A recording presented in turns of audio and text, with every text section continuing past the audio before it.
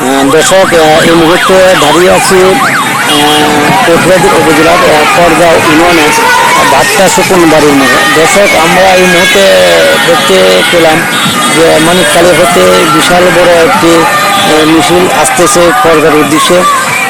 এই মুহূর্তে দেখতে পেলাম কোটবাড়ি উপজেলার চেয়ারম্যান পদপ্রার্থী কামরুল জামান কাপ পিরিজ মার্কায়।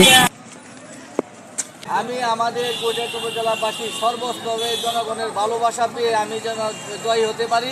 আমি যদি বিজয় হতে পারি, আমি আমার এই কোটবাড়ি উপজেলাবাসীর সেবা সর্বপ্রথম হচ্ছে আমি আমার এই এলাকার মানুষের সেবা করতে চাই। আমি কোনো নেতা হতে আসি নাই, আমি কোটবাড়ি উপজেলাবাসীর সেবা করতে এসেছি। আমি যেন তাদের সেবা করতে পারি। আর এই দেশে আমাকে কাপিল মার্কায় ভোট দিয়ে জয়যুক্ত করে এবং আমি যেন তাদের সেই ভালোবাসার মর্যাদা রাখতে পারি। সব সময় তাদের পাশে থেকে তাদের সকল সমস্যা সমাধানের জন্য যেন আমি তাদের পাশে থেকে চেষ্টা করব।